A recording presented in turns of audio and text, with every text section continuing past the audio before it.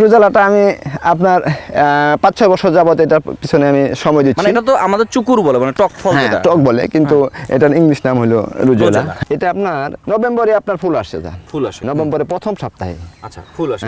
আচ্ছা, ফুল মানে হচ্ছে এরকম ফুল। মূলত হলো আমি এই যে এই পাপড়িটা, এই যে পাপড়িটা আছে, এই ক্লাসটা, এই ক্লাসটাই মূলত আমি চা আকারে বাজারজাত করছি। এইটা পাতার শাক করেও খায়। পাতা শাক ভর্তা অনেকে অনেক ভাবে খাচ্ছে। মানে এটার পুরা অঙ্গটা এখন, মানে এই গাছটা একদম A to Z সব অংশ থাকে। আপনি যদি এখন মনে করে নেন, যেমন আমি পাতা হলো পাতা খাওয়া, আচ্ছা, তারপরে আমি এটা নিয়ে ফলটা মোটামুটি একটা চা আকারে বাজারজাত করতেছি। আচ্ছা, এখন এই বছর কিন্তু আমি এই যে ইয়েও নিছি, আঁশ। আঁশ দিয়ে কি কাজ হচ্ছে? আঁশ পাটের কাজ হচ্ছে। আপনাদের গ্রামে কত প্রজাতির গাছ আছে বলতে পারেন? ২৫০ প্রজাতির গাছ আছে। সবগুলো ঔষধি?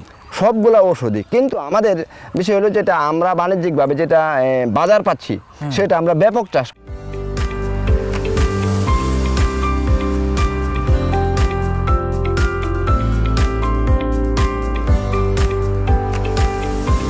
সৌজন্যে বেঙ্গল মিশ্র সার। স্বাগত জানাচ্ছি কৃষি ও কৃষককে নিয়ে একটি নিউজের আয়োজন কৃষি ও প্রযুক্তি অনুষ্ঠানে। আমরা রয়েছি নাটোরের ঔষধি গ্রাম লক্ষ্মীপুরে। এই লক্ষ্মীপুর ইউনিয়নের গ্রামের মানুষগুলো যুগ যুগ ধরে ঔষধি বিভিন্ন গাছের চাষাবাদ করে আসছেন। সেই সঙ্গে দেশের অর্থনীতিতেও তারা বড় একটা ভূমিকা রাখছেন। ঔষধি গ্রামের মানুষগুলোর কাজকর্ম এবং তাদের অর্থনীতি নিয়ে আজকের পর্ব আমরা সাজিয়েছি। পুরোটা সময় আপনাদের সঙ্গে আছি আমি ফেরদৌস রহমান।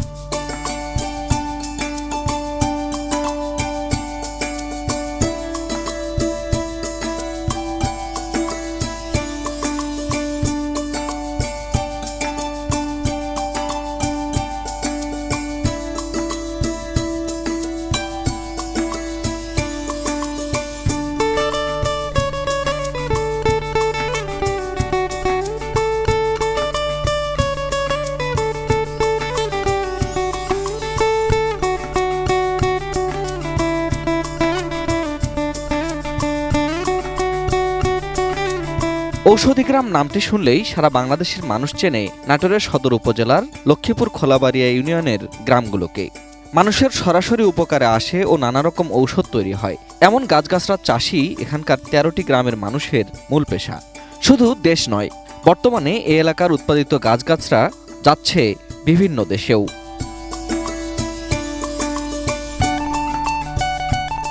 প্রায় ২ যুগ আগে খোলাবাড়িয়া গ্রামের ঔষধি গাছের চাষ শুরু করেছিলেন কবিরাজ আফাজ উদ্দিন। আফাজ পাগলা নামই যাকে সবচেয়ে বেশি চেনে এখানকার মানুষ। দেশের নানা জায়গা থেকে ঔষধি গাছগাছরা এনে আফাজ গড়ে তুলেছিলেন এক নন্দন কানন। তার মাধ্যমেই দেশের মানুষ ধীরে ধীরে নাটোর সদর উপজেলার ঔষধি গ্রামকে জানতে শুরু করে। মানবদরদী আফাজ পাগলার স্বপ্ন ছিল এখানকার গাছগাছরা বিমানে করে একদিন বিদেশে যাবে। আফাজ উদ্দিন নেই, কিন্তু তার স্বপ্ন পূরণ হয়েছে।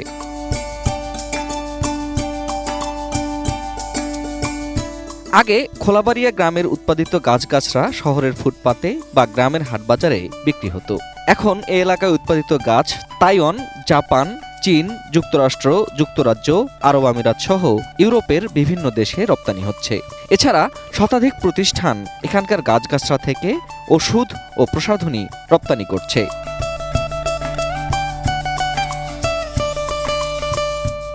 গাছপালায় ঘেরা সবুজ গ্রামটিতে গেলেই সড়কের দুই পাশে চোখে পড়ে ঘৃতকাঞ্চন, শিমুলমূল, মিশ্রিদানা ও রোজেলার ক্ষেত। এমন কোনো বাড়ি নেই যেখানে কম বেশি ভেষজ গাছ নেই। ধান পাটের মতো বড় বড় জমিতে ঘৃতকাঞ্চন, শিমুল বাগান, মিশ্রিদানা, রোজেলা, আলকুশি, অশ্বগন্ধা ও শতমূলের ক্ষেত চোখে পড়ে। প্রতি বছর চাষাবাদ আরও বাড়ছে এখানে। আমাদের মোটামুটি ছোট থেকে নিয়ে বৃদ্ধ পর্যন্ত, ধনী গরিব, মানে সব ধরনের গ্রামের পেশা একটাই। জি, ভেষজ নিয়ে আমাদের কাজ চেষ্টা করতেছি। প্রাকৃতিক আল্লাহ তাআলার যে নিয়ামত গাছগাছালিগুলো, প্রকৃতি, সেটাকে আমরা রক্ষণাবেক্ষণ করার চেষ্টা করতেছি। আর এর মাধ্যমে মানব সেবারও আমাদের চিন্তাধারা। তাইওয়ান ফুড ইন্ডাস্ট্রিজ নামের একটি প্রতিষ্ঠান ইতোমধ্যে গ্রামে উৎপাদিত ঘৃতকাঞ্চন বা অ্যালোভেরা প্রক্রিয়াজাত করে তাইওয়ান, জাপান, চীন, যুক্তরাষ্ট্র, যুক্তরাজ্য ও আরব আমিরাতে রপ্তানি করছে। শুধু এই প্রতিষ্ঠানেই প্রতিদিন প্রয়োজন হয় ২০ থেকে ২৫ মেট্রিক টন ঘৃতকাঞ্চন। এছাড়া স্কয়ার, একমি, হামদর্দ সহ দেশীয় নানা ঔষধ তৈরিকারী প্রতিষ্ঠান এখানকার গাছগাছরা থেকে ঔষধ ও প্রসাধনী তৈরি করে চলছে।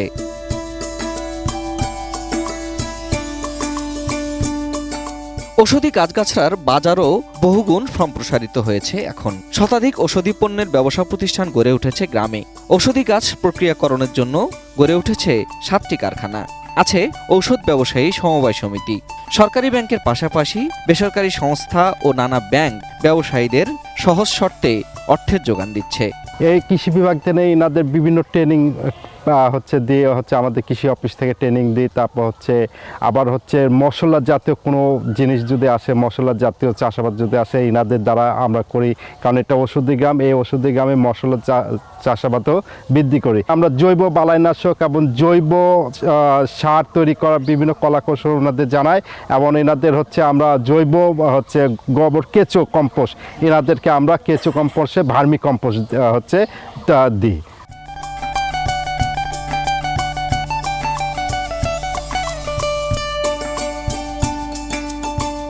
বর্তমানে চাষি ও ব্যবসায়ীরা প্রযুক্তির ব্যবহার করছেন। দোকানে দোকানে ইন্টারনেট সুবিধা, অনলাইনে আদান প্রদান ও প্রচার এখানকার নিত্যদিনের ঘটনা। মেসেঞ্জার, হোয়াটসঅ্যাপ সহ নানাভাবে অনলাইনে যুক্ত হয়ে রোগীরা চিকিৎসা নিচ্ছেন। চাহিদা মোতাবেক প্রয়োজনীয় গাছগাছরা কুরিয়ারে পাঠানো হচ্ছে গ্রাহকের হাতে।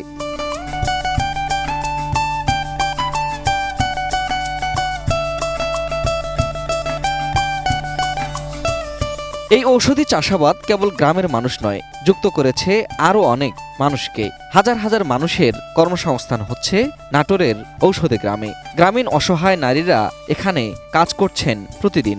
বাংলাদেশের হারিয়ে যাওয়া নানা গাছ সংরক্ষণেও ভূমিকা রাখছে নাটোরের ঔষধি গ্রাম। এই ঔষধি গ্রাম বাংলাদেশের কেবল এক বাণিজ্যিক সম্ভাবনার নামই নয়, বাংলাদেশের জন্য হয়ে উঠেছে হারিয়ে যাওয়া গাছের এক বিশাল মিউজিয়াম।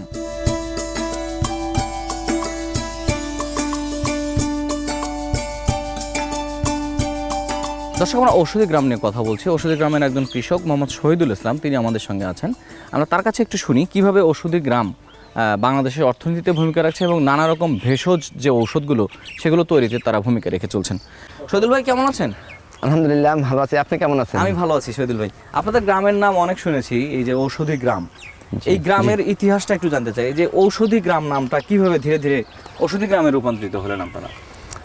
অনেক ধন্যবাদ আপনাকে। আমাদের ঔষধি গ্রামটা আজ থেকে 30 থেকে 35 বছর যাবত আমরা এই ঔষধি চাষবাস করে আসতেছি। আফাজ পাগল নামে এক ব্যক্তি, উনি প্রথম শুরু করে যে অ্যালোভেরা দিয়ে। এই অ্যালোভেরা, হ্যাঁ, এই অ্যালোভেরা থেকে আমরা শরবত আকারে এটা হইতো, বাজারে বিক্রি হইতো। তো এই অ্যালোভেরায় আমাদের ব্যাপক একটা চাহিদা চলে আসলো। ধরেন 1 বিঘা জমি অ্যালোভেরা যদি চাষ করি, আমাদের 200 থেকে 250 শ্রমিক লাগে। সেই ক্ষেত্রে আমাদের কর্মসংস্থান হয়ে গেল।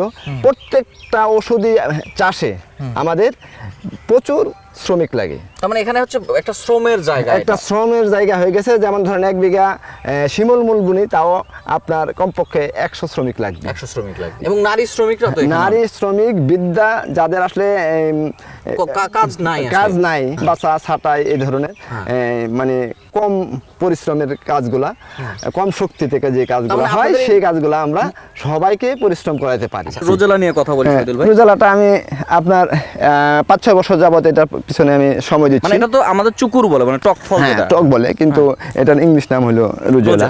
এটা আপনার নভেম্বরে আপনার ফুল আসে, নভেম্বরে প্রথম সপ্তাহে। আচ্ছা, ফুল আসে। আচ্ছা, ফুল মানে এরকম ফুল। মূলত হলো আমি এই যে এই পাপড়িটা, হ্যাঁ, এই যে পাপড়িটা আছে, এই ক্লাসটা, হ্যাঁ, এই ক্লাসটাই মূলত আমি চা আকারে বাজারজাত করছি। এইটা, হ্যাঁ, পাতার শাক করেও খায়। হ্যাঁ, পাতা শাক ভর্তা অনেকে অনেক ভাবে খাচ্ছে। মানে এটার পুরা অঙ্গটা এখন, মানে এই গাছটা একদম A to Z সব অংশ কাজে। আপনি যদি এখন মনে করে নেন, যেমন আমি পাতা হলো পাতা খাওয়া, আচ্ছা, তারপরে আমি এটা নিয়ে ফলটা মোটামুটি একটা চা আকারে বাজারজাত করতেছি। আচ্ছা, এখন এই বছর কিন্তু আমি এই যে নিয়েছি আঁশ। আঁশ দিয়ে কি কাজ হচ্ছে? আঁশ পাটের কাজ হচ্ছে। আপনাদের গ্রামে কত প্রজাতির গাছ আছে বলতে পারেন? 250 প্রজাতির গাছ আছে। সবগুলো ঔষধি?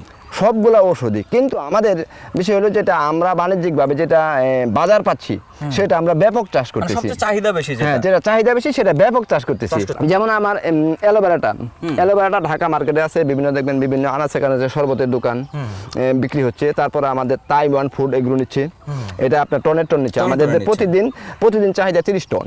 যে বড় পাতার গাছটা, এটার কি নাম? এটা আমরা ওলট কম্বল।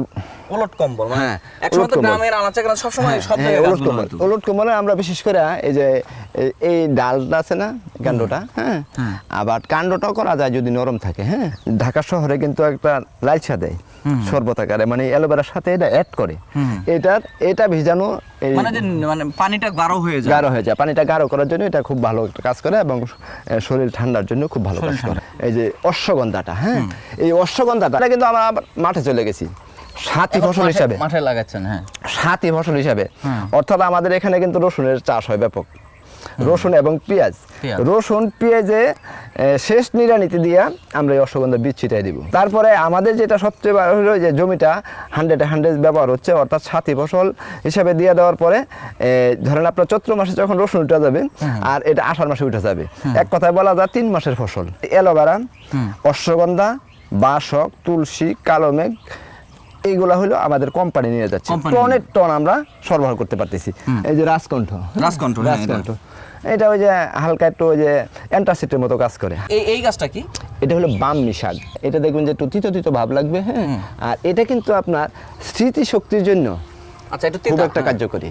স্মৃতিশক্তি এটা অনেক হাকিমরা এসে আমার এখানে নিয়ে যায় যে এটা স্মৃতিশক্তি বৃদ্ধি পায়। চাষ আছে দুই ধরনের, একটা হলো বাণিজ্যিক ব্যাপক হারে, একটা অল্প আকারে। তার মানে যদি কেউ শহীদুল ভাইকে বলে যে ওই গাছটা লাগবে, আপনি মোটামুটি দিতে পারবেন? হ্যাঁ, যে সম্ভব পারি। আচ্ছা, ইনশাআল্লাহ। এই যে এটা হলো কাসাবা, শিমুল আলু যেটা বলি আমরা, শিমুল আলু বলি যেটা, এটা সাগুদানা তৈরি। হ্যাঁ, সাগুদানা। এটা কালো মেঘ। হ্যাঁ, কালো মেঘ। এটার কাজ কি? কালো মেঘটা হলো আপনার যাদের জ্বর ঠান্ডা, কালো মেঘ কিন্তু দেখবেন যে কালো মেঘ সিরাপ পাওয়া যায়। মূলত এটাই জ্বরের জন্য, বাচ্চাদের জ্বরের জন্য এই কালো মেঘ। এটা হলো শতমূলের বড় গাছ এবং বীজ। হ্যাঁ, এই যে বীজ থেকে চারা হবে, এই বীজ থেকে চারা হবে, মূলত বীজ থেকে চারা হবে। আর নিচে যে মূলটা হয় সেটাই শতমূল, সেটাই ওষুধিতে ব্যবহার হয়। এটা হলো যে হস্তিকর্ণ পলাশ। এই যে বড় এটার মনে হয় এই পাতার নামই নামকরণ হয়েছে হস্তি, হাতির কানের মতো পাতা। এটা হলো হস্তিকর্ণ পলাশ। অনেকগুলো গাছ সম্পর্কে আপনার কাছে জানলাম, মানে মনে হচ্ছে যে নতুন করে চিনছি অনেক কিছুই। এগুলো তো বেশিরভাগই বাংলাদেশেরই গাছ। হ্যাঁ, বাংলাদেশেরই। মানে আমাদের বিশেষ করে আনাচে কানাচে এগুলো হতো। আমাদের এখানে যেটা যখন চাহিদা হয়েছে, যেমন আমি গাছ সংগ্রহ করছি, একটা গাছ আছে শুনছি যে ওই বিশ্ববিদ্যালয়ে আছে, নিয়ে সংগ্রহ করে নিয়ে আসছি। ওই জেলায় আছে, একদিনে চাষ করতে হচ্ছে, ওটা নিয়ে আসছি। এভাবে কিন্তু আবার আমরা একক কোনো সাফল্য কিন্তু আমাদের ওষুধি গ্রাম হয়নি। আমাদের সবার স্তর থেকে যে স্তরে আছে সে সেইভাবে আমাদের কাজ করছে, যেটা চাহিদা আছে। এখানে আরেকটা গাছের সামনে দাঁড়িয়েছি, এটা হচ্ছে কি গাছ? এটা স্টেভিয়া। এটার কাজটা কি? এটা হলো চিনির বিকল্প। আপনাদের এখানে শিমুলের ব্যবহারটা কি? তুলা সংগ্রহ করলে কিন্তু গাছ বড় দরকার, ফুল লাগবে, ফল লাগবে। আর আমাদের দরকার হলো মূলের, কারণ মূল হলো ঔষধি গুণ। এটা ছোট সাইজেরটা দেখি উঠাতে পারি কিনা। এই যে আলুর মতো। আলুর মতো। এই মূলটাই ধরেন আমরা এখান থেকে কেটে ফেলবো, এটা বিক্রি হয়ে যাবে। ধরেন এই মূলটা উঠাইলাম, এটা মূলটা উঠাইতে একটা গ্রুপ লাগে, শ্রমিক লাগবে। হ্যাঁ, তারপরে এই যে আরেকটা, এই যে বললাম না যে যারা আসলে ওই দুর্বল, তারা কর্মসংস্থান এগুলা ছাটায় বাছায়, হ্যাঁ, এগুলা মানে বৃদ্ধ মহিলারা। আচ্ছা, শহীদুল ভাই, আমরা কথা বলছি, আমরা ছোট্ট একটা বিরতি নেই দর্শকদের কাছ থেকে। আমরা নিশ্চয়ই আপনাদের গ্রামে একটা বড় অর্থনীতি জড়িত আছে এর সাথে, সেটা নিয়ে আমরা কথা বলবো। তার আগে ছোট্ট একটা বিরতি নেই। দর্শক, আমরা কথা বলছি ঔষধি গ্রাম থেকে। শহীদুল ইসলাম একজন ঔষধি ফসল চাষি, তিনি আমাদের সঙ্গে আছেন।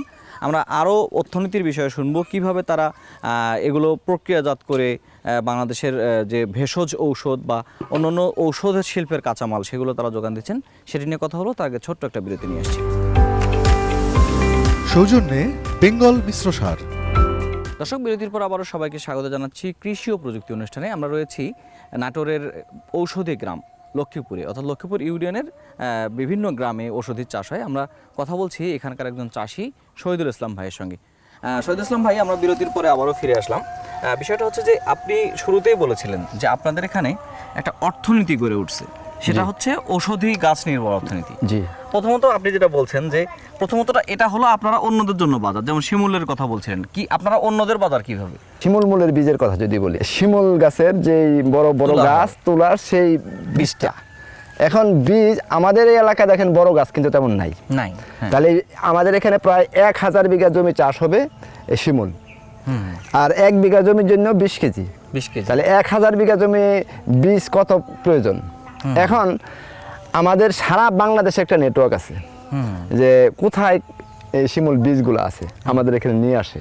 কারণ আমাদের এখানে নিয়ে আসে, আমাদের এখানে আমাদের ক্রেতা আছে, বাইরে যদি কেউ বুনতে চায় 10 কাঠা, ওই ক্রেতাটাও এখানে আসে, অনলাইনে ক্রেতারা আসে এবং ডাইরেক্ট চলে আসে ঔষধি গ্রামে, আয়সা প্রোডাকশন দেখে বা মালের কোয়ালিটি দেখে পরবর্তীতে এরা অনলাইনে অর্ডার করে, প্রতিবার আসে না। সারা বাংলাদেশে কিছু দেখবেন যে আপনার এই কিছু ভেষজ দোকানপাট আছে, এদের কাঁচামালগুলো কিন্তু আমাদের এখান থেকে সংগ্রহ করে। তার মানে নাটোরের ঔষধি গ্রাম এখন মানে সারা বাংলাদেশ সবাই জানে যে ওখানে গেলে পাবে। ওখানে গেলে কম বেশ পাবে সবই। শিমুল মূল প্রসেস করে রাখি, বিটরুট প্রসেস করে রাখি, রুজলা, তারপরে হলো মোরিঙ্গা পাতা, হ্যাঁ, এইসব প্রজাতি আমরা সবসময় প্রসেস করে রাখি, যখন চাহিদা অনুযায়ী আমরা সাপ্লাই দিই। জি, আপনি বলছেন প্রায় 5000 চাষি। জি, 5000 চাষি, এটা অর্থনীতির আকারটা কতখানি, মানে কত টাকার হতে পারে এই বাজারটা? আমি একটা ধারণা দেই, যেটা আমাদের অ্যালোভেরা, আমাদের এখানে প্রতিদিন প্রায় 30 থেকে 35 টন উৎপাদন হয়। এমন হয় যে ধরুন যে আপনি অ্যালোভেরা করছেন, আরেকজন আরেকটা করছে, আরেকজন আরেকটা করছে, এক একজনের কাছে এক একটা বেশি পাওয়া যায়, এরকম ভাগাভাগি? হ্যাঁ, এটা ঠিক আছে, কারণ কারো অ্যালোভেরা আছে, দেখবেন যে অ্যালোভেরাই আছে 10 বিঘা, কারো শিমুল মূল আছে 20 বিঘা শিমুল মূল আছে, আবার কারো অশ্বগন্ধাটাও 10 বিঘা আছে। মানে যে যেরকম চাষি সেই পর্যায়ের চাষবাস হচ্ছে। পারস্পরিক সহযোগিতাটা কিভাবে করেন? আপনার কাছে একটা প্রোডাক্টের কথা বললো, আপনার কাছে নাই, আপনি কি এটা? আমাদের এখানে এই প্রোডাক্ট সব চাষি মিলে আপনারা একজন? চাষিরা তো আমাদের পরে, আমাদের যেমন চাষির পরে বাজার আছে, আমরা কিন্তু যেমন শিমুল মূলটা, আপনি শিমুল মূল চাষ করতেছেন, আপনি ইচ্ছা করলে কিন্তু আপনি সেটা বিক্রি করতে পারবেন না। এটার সিস্টেম হলো আমাদের কিছু ব্যাপারই আছে যে আপনার 10 বিঘা জমি আছে, 10 বিঘা জমি আমি কিনে নিলাম, 10 লাখ হোক আর 5 লাখ হোক, কিনে নেওয়ার পরে আমি যে ব্যাপারী, আমার কিছুটা সিস্টেম আছে, আমার 10টা ফইটা মানে ফরিয়া আছে, তাহলে এই ফরিয়া 10 জনের লাগবে 20 মণ, আমি প্রতিদিন 20 মণ উঠাবো। তাহলে সেই ক্ষেত্রে কিন্তু আমি যে কিনে নেব, আমি 1 বিঘা করে শেষ করব।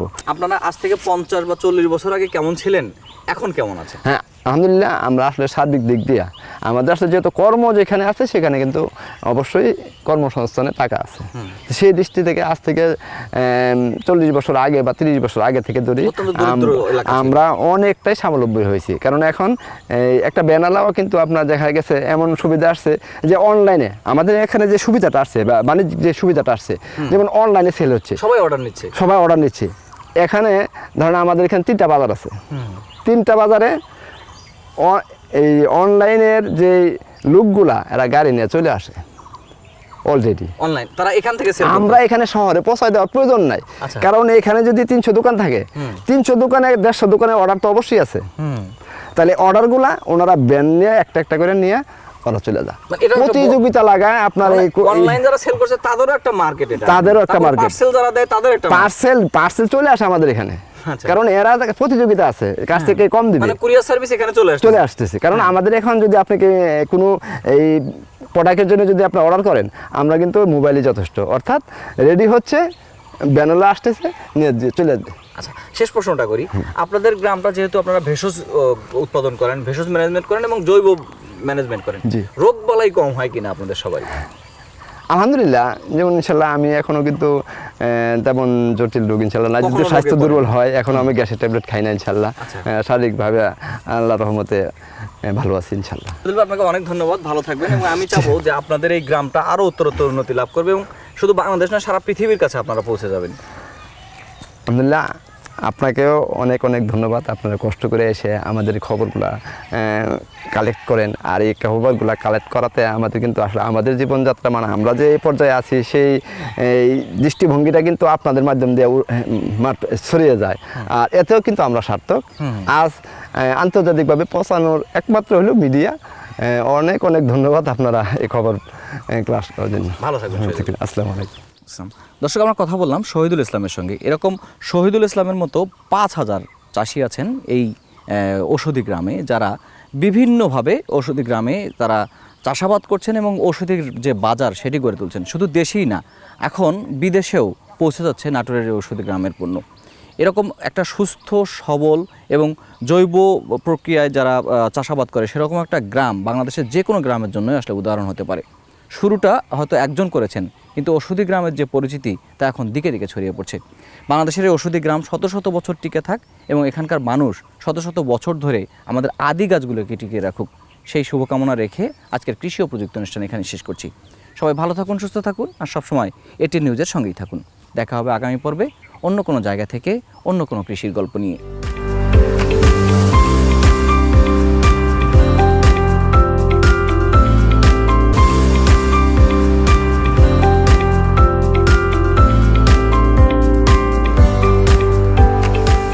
সৌজন্যে বেঙ্গল মিশ্র সার।